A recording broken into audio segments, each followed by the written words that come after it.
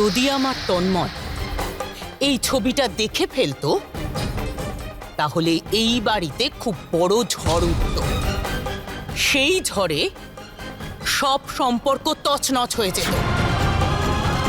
জয় আর কাঞ্চনের, নন্দিনী আর কার্তিকের, আর আমি সেটা মেনে নিতে পারতাম না। না প্লিজ, সম্পর্ক ভাঙার কথা বলবেন না। আমি আপনাকে কথা দিচ্ছি আর কখনো কোনো অভিযোগের সুযোগ দেব না।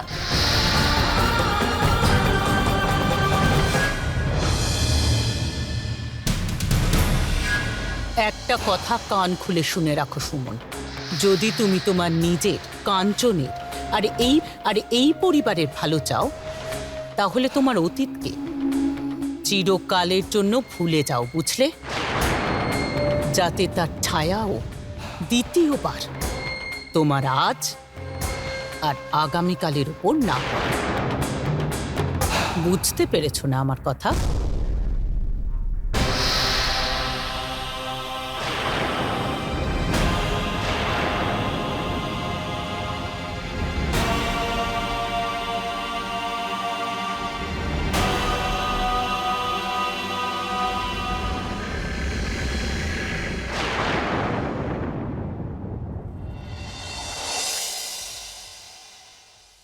না, এরকম হতেই পারে না।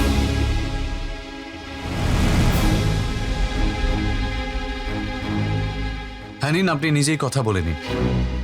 দাদুভাই, ওই আমাদের র মেটেরিয়াল সাপ্লাইয়ার ফোন করেছে। উনি বলছেন যে আমরা ওনাকে যে চেকটা দিয়েছিলাম সেটা বাউন্স হয়ে গেছে। তুমি নিজেই কথা বলে নাও। হ্যালো, হ্যাঁ আমি সূর্যপ্রতাপ সিংহ বলছি।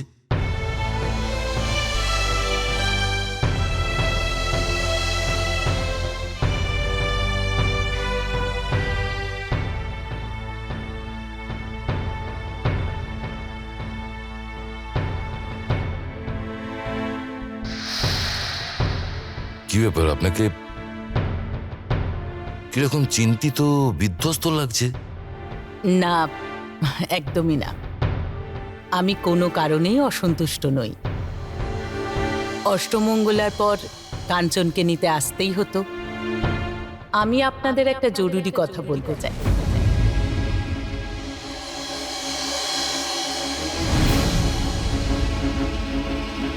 পরশু জয় আমেরিকা যাচ্ছে, তাই আমি ভাবছিলাম যে জয়ের আমেরিকা যাওয়ার আগে আমরা তন্ময় আর সুমনের আশীর্বাদটা সেই।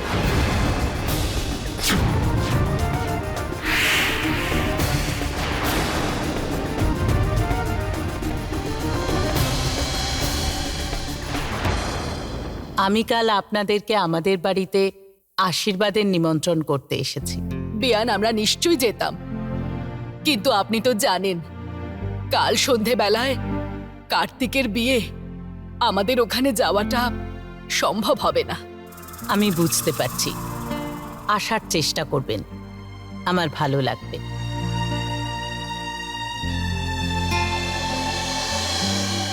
আচ্ছা, অনুমতি দিন। জয়, কাঞ্চন, চলো।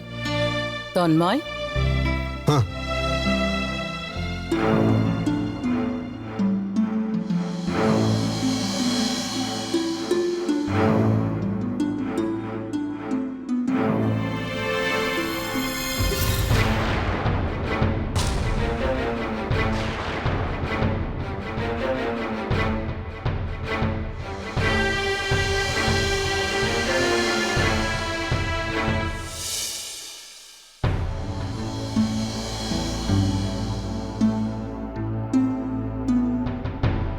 না তন্ময়, আমার একটুও মন খারাপ নেই। বরং আমি তো খুব খুশি যে আমার আপনার সাথে বিয়ে হচ্ছে।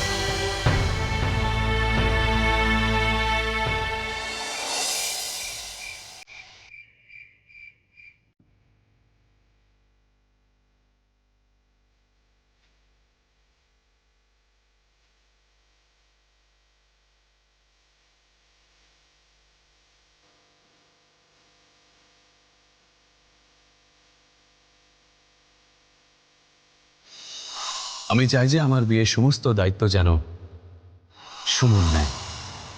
আর হ্যাঁ সুমন, মেহেন্দিটা একটু ভালো করে ভিজিও, কারণ কথায় বলে না, মেহেন্দি যত বেশিক্ষণ ধরে ভিজবে রং তত গাঢ় হবে।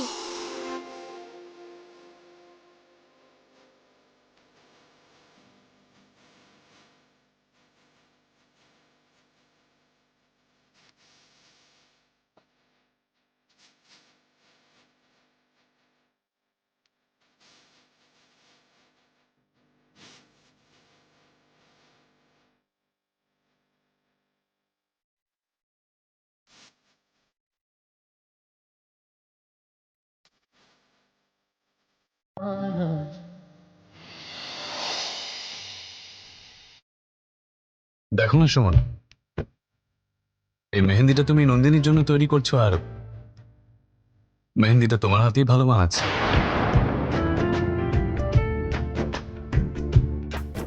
আসলে আমি হাত ধুতেই যাচ্ছিলাম। হ্যাঁ, ধুয়ে ফেলো এটা, কারণ এখন আমার নামের মেহেন্দির ওপর তোমার আর কোনো অধিকার নেই। আচ্ছা, তোমার কেমন লাগছে সুমন? যেই মেহেন্দিটা আজ তোমার হাতে লাগানো উচিত ছিল, সেই মেহেন্দিটা এখন নন্দিনীর হাতে লাগানো হবে। এটা দেখে যতটা কষ্ট আমার হচ্ছে, ঠিক ততটাই কষ্ট তোমারও হচ্ছে। আমি জানি, আমি যত কষ্ট পেতে থাকবো, ঠিক তুমি ততই খুশি হতে থাকবে, কারণ তুমি যে আমার কষ্টের দাম দিয়ে তোমার খুশিটাকে কিনেছো, তাই না?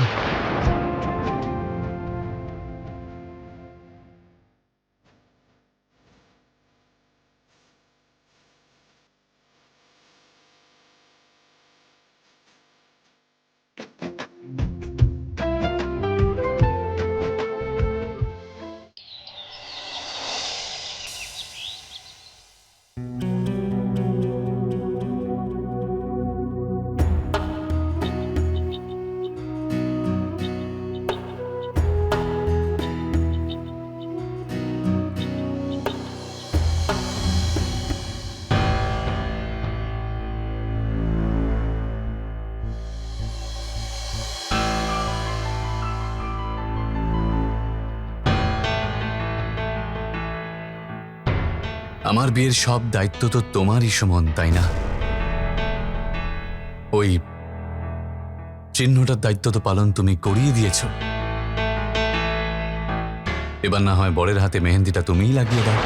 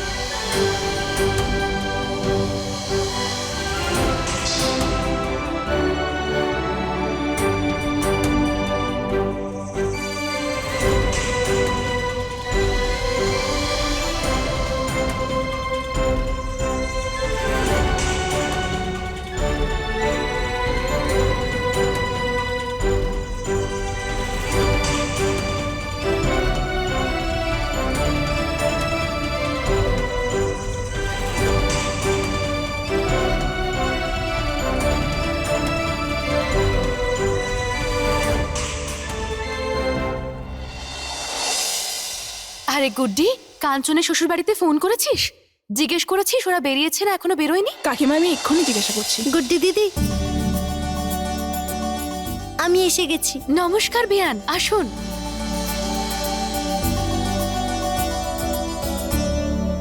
নমস্কার।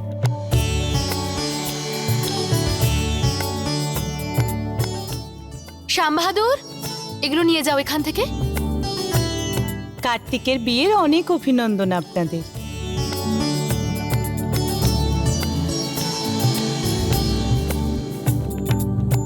সুখে থাকো। আপনারা আপনার বৌমার গৃহপ্রবেশের প্রস্তুতি নিচ্ছেন, আর আমি আমার বড় বৌমাকে আশীর্বাদই দিতে এসেছি।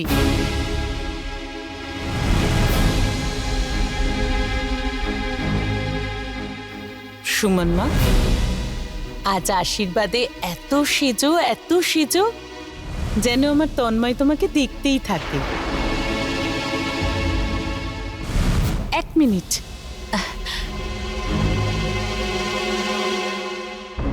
এই নুপুরটা তন্ময় শুধুমাত্র তোমার জন্য পাঠিয়েছে।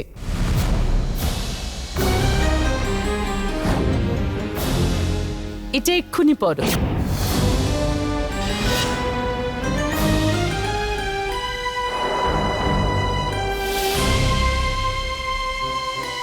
কি ভাবছো? নাও, নুপুরটা পড়ো।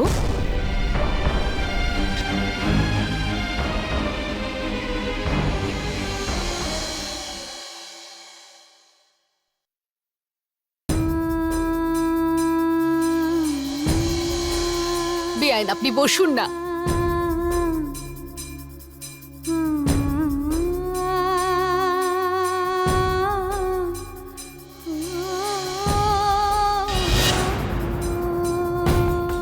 আজ তুমি দাদাকে বরং ওনার জীবনের সব থেকে সুন্দর উপহারটা দিয়েছ। আমার দাদা নুপুরের রুমঝুম শোনার জন্য ব্যাকুল হয়ে আছে।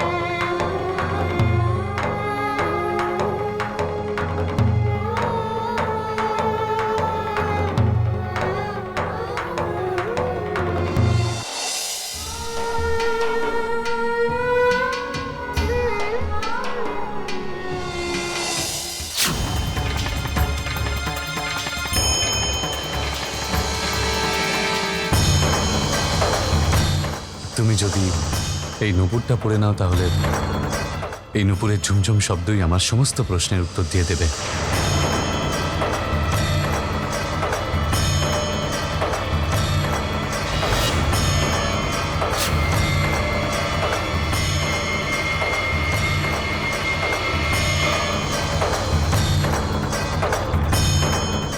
আর তোমার এই রাজি হওয়াই আমার কাছে আমার জন্মদিনের সব থেকে বড় উপহার হবে।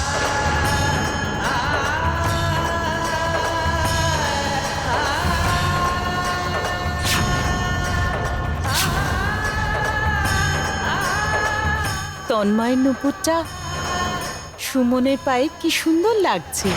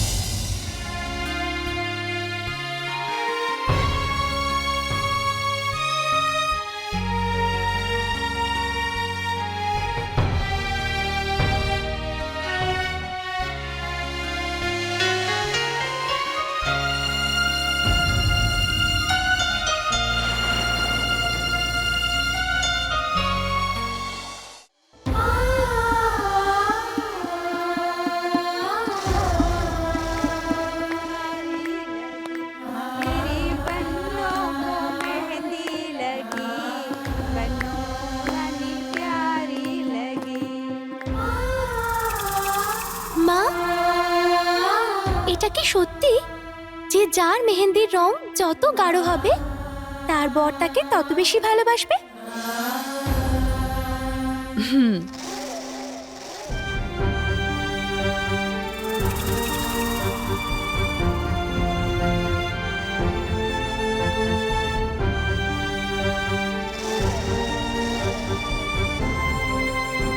মা, দেখো না, সুমন আমাকে কত সুন্দর করে মেহেন্দি পরিয়ে দিচ্ছে। সত্যি সুমন, তুমি আমার বিয়ের সব ব্যবস্থা কত সুন্দর করে, কত ভালোবেসে করেছো। যদি তুমি না থাকতে তাহলে এত কিছু কে জানে কে সামলাতো। ঠিক বলেছে তুমি। সুমন বিয়ের অনুষ্ঠানে পরিপূর্ণ ব্যবস্থাই করেছে। আরে সুমন, নন্দিনীর হাতে কার্তিকের নাম এমন ভাবে লিখবি যাতে ও খুঁজতেই থাকে।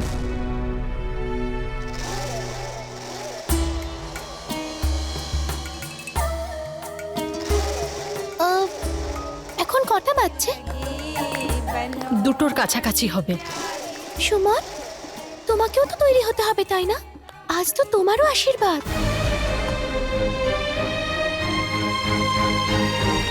যাও যাও, তাড়াতাড়ি গিয়ে তৈরি হয়ে নাও। হ্যাঁ, আর তাছাড়াও তৈরি হতে বেশি সময় লাগবে না, কারণ শাশুড়ির দেওয়া শাড়ি আর গয়নাই তো পরার আছে। কারণ শ্বশুর বাড়ি থেকে আসা নুপুর তো প্রথমেই পরে বসে আছে।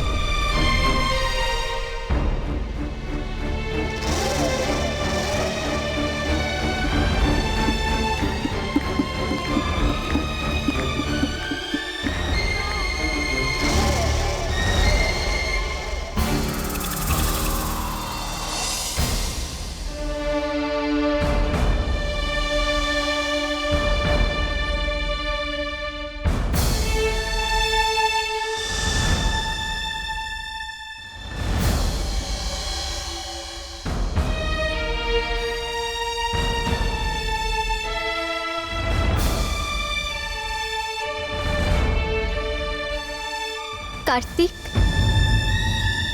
আজ আমার আশীর্বাদ। আমি যাচ্ছি। আজকের পর আমার নামের পাশে তন্ময়ের নাম সারা জীবনের মতো যুক্ত হয়ে যাবে। কিন্তু তার আগে আপনার একটা জিনিস আমি আপনাকে ফেরত দিতে চাই।